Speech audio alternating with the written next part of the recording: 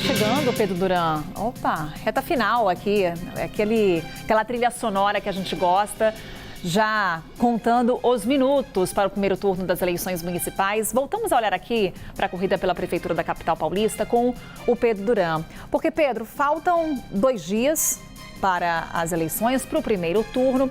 Nessa reta final, Pedro, o quanto que os padrinhos políticos devem ser explorados nas campanhas dos candidatos à Prefeitura de São Paulo? Carol, na realidade agora não dá mais tempo, né? Acabou a televisão, acabaram os debates. Os candidatos têm limitação para fazer campanha no sábado e no domingo. Não podem, por exemplo, distribuir mensagem no WhatsApp, certas coisas não podem ser postadas. O fato é que, se a gente olhar para trás, a gente teve muito engajamento de alguns padrinhos e pouco engajamento de outros padrinhos. E isso impacta na decisão do eleitor. Para começo de conversa, falando sobre o Datafolha, o que o Datafolha mostra? Ele mostra Boulos, Nunes e Marçal empatados, de um triplo empate técnico.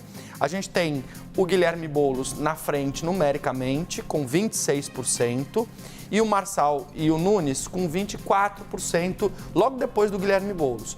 Só que, para além dos números absolutos, olha a curva. O Marçal subiu 3 pontos e o Nunes caiu 3 pontos. Por isso que eles ficaram localizados no mesmo lugar. E aí, a gente tem que olhar para o eleitor que saiu do Nunes e foi para o Marçal.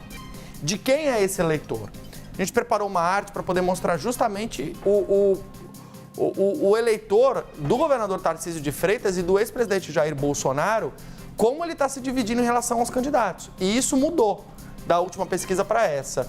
No caso dos eleitores de Tarcísio, Tarcísio super, ultra, mega engajado na campanha de Nunes, fez vídeo para televisão, rodada nas associações comerciais, vai ter evento com Nunes hoje, vai ter evento com Nunes amanhã, se bobear vai votar com ele no domingo. O eleitor do Tarcísio está majoritariamente com o Pablo Marçal. 46% é o que mostra o Datafolha. Mesmo com todo esse empenho de Tarcísio. Mesmo com toda essa pirotecnia, esse aparato, esse apoio, essa tentativa. E ele está 35% com o Ricardo Nunes. Porque o que se diz é que esse eleitor ele não é exatamente do Tarcísio, mas ele é do Bolsonaro. Que teve, nessa pesquisa da Datafolha, registrados 51% dos votos daqueles que escolheram Bolsonaro em 22, com Pablo Marçal agora. E 32% com o Ricardo Nunes. Então, existe uma clara divisão na direita e essa divisão ela pode ser explicada também pelo baixo engajamento de Jair Bolsonaro na campanha de Ricardo Nunes. Nunes esperava Bolsonaro na campanha dele, ele me disse que esperava a gravação de vídeos de Jair Bolsonaro para ele depois daquela manifestação que teve aqui na Paulista durante a campanha no 7 de setembro. Que Nunes foi, né? Que Nunes foi. E isso não aconteceu. Efetivamente, eles passaram a usar aquele vídeo da convenção. Ontem o Bolsonaro fez uma live, mal citou o Ricardo Nunes. Então, veja como esses padrinhos, o voto da direita em relação a esses padrinhos, ele acaba se dividindo entre os dois candidatos. O que a equipe do Ricardo Nunes diz sobre a pesquisa do Datafolha é que a metodologia do Datafolha pega os pontos de maior fluxo da circulação da cidade de São Paulo. Então, que ela não teria conseguido captar os extremos da periferia, onde Nunes teria um favorecimento por conta das obras que são feitas. Quem me disse isso, por exemplo, foi o Edson Aparecido, que é secretário de governo do Ricardo Nunes. Uma fala também confirmada pelo Henrico Miasi, que é o presidente do MDB, que é o articulador da chapa do Ricardo Nunes. Então, eles entendem que os trackings internos estão mostrando o Nunes até 10 pontos na frente do Marçal e que tem conforto para ir para o segundo turno e que vão disputar com o Guilherme Boulos. Essa é a visão do prefeito Ricardo Nunes. Agora, o Pablo Marçal, olha só, já tem uma ponte com o bolsonarismo para, num eventual segundo turno, tentar trazer o Bolsonaro para a chapa dele, para o palanque dele, para fazer campanha para ele. E isso já é dado como certo?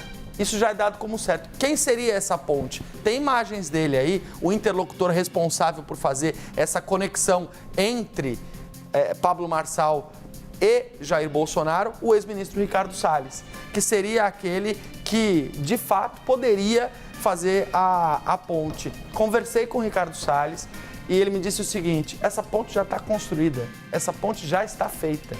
Porque eu tenho falado com o Pablo Marçal, tenho falado com o Bolsonaro. Se um segundo turno for Pablo Marçal contra Guilherme Boulos, nesse hipotético cenário, a gente vai fazer um grande movimento anti-Boulos, anti-esquerda. Cogitou-se, inclusive, Ricardo Salles para disputar a Prefeitura de São Paulo, né? Sim, ele foi preterido, era o candidato, hoje está no Partido Novo, mas com esse movimento de apoiar o Pablo Marçal, até acabou criando algum tipo de descontentamento ali por parte dos aliados, porque o Partido Novo tem uma candidata que é a Marina Helena aqui na eleição de São Paulo.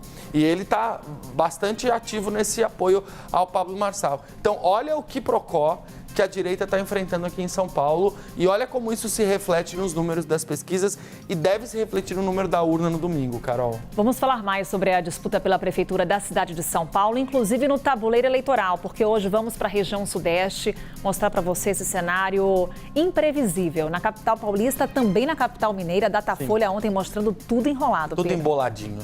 Até já. Até já.